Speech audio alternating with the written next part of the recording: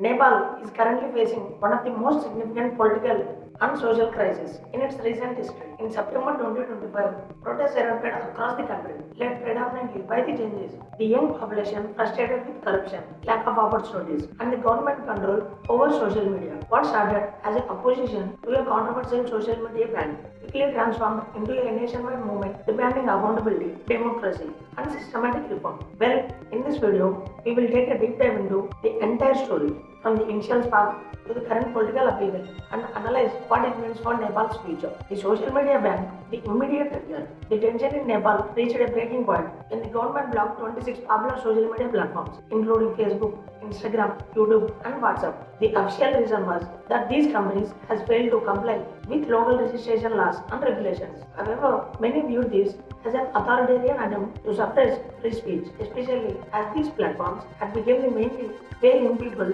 shared their voices, connected with the world, and mobilized protests. For a generation already struggling with unemployment and limited opportunities, the social media ban was seen as an attempt to silence dissent rather than address genuine policy concerns. The Gen Z's anger, a movement ignited within the days of the social media ban. Students and young people flooded the streets of Kathmandu and other major cities. The movement, popularly called the Gen Z's Uprising or Gen Z's Revolution, was not only about restoring social media access but rapidly became a call for systematic change. Protesters raised slogans against corruption, nepotism, and the widening gap between the elite and the common citizen. The government's dismissive attitude and the brutal crackdown on initial peaceful protests only fueled the anger further. It did not take long before protests became violent, with mobs setting fire to government buildings, including the parliament and the presidential official residence. The government's response, military interventions and curfews. This faced with escalating violence, the government declared a strict curfew in the capital city of Kathmandu and deployed the military to maintain control. Soldiers patrolled the streets and enforced restrictions on movement. Reports emerged of clashes between protesters and the security forces, leading to the over 30 deaths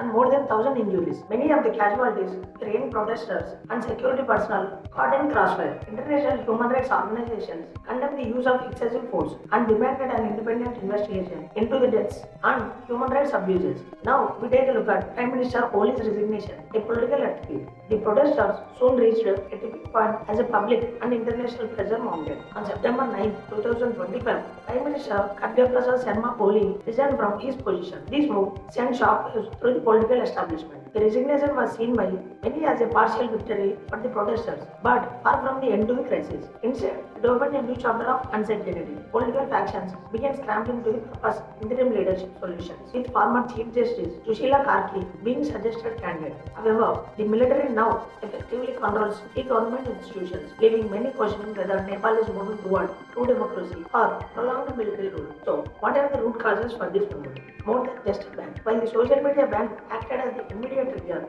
the uprising exposed long-standing structural problems, widespread corruption in public administration, nepotism within political parties, lack of economic opportunities, and poor governance have left many young Nepalis disillusioned.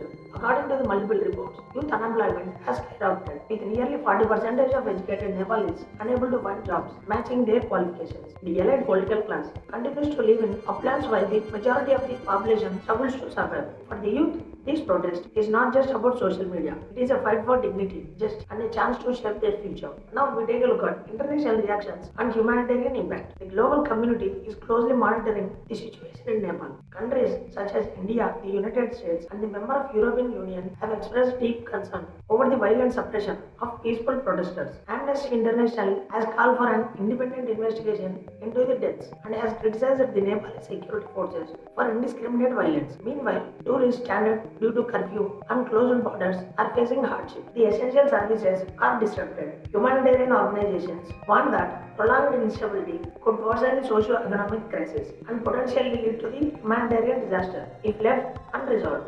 So, what lies ahead? Is there any hope for peaceful resolution? Well, Nepal is now at a crossroads. The Gen Z's uprising has shown that the power of collective youth activism, but it has also revealed deep fissure in the political structure. Moving forward, the key challenges include establishing a credible transitional government, addressing economic disparities, and enacting anti-corruption measures. International mediation may play a role in bridging the divide, but much of the solution depends on the local political will and the resilience of civil society. Experts warn that without substantial reforms, the protest would continue indefinitely, further destabilizing the nation. So, the story of Nepal Gen Z uprising is far from over. It is a stark reminder that young people across the world are unwilling to accept broken political system and inequality. Nepal's youth have risen to demand not just the restoration of social media, but their right to dignity, jobs, and transparent government. How the authorities respond in the coming weeks will determine whether this movement became a catalyst for lasting change or another tragic chapter in the nation's history. So, if you found this case study interesting, don't forget to subscribe to our channel. Stay updated on the latest developments in Nepal and around the world. And comment below your thoughts on whether Nepal can truly reform and recover from this crisis.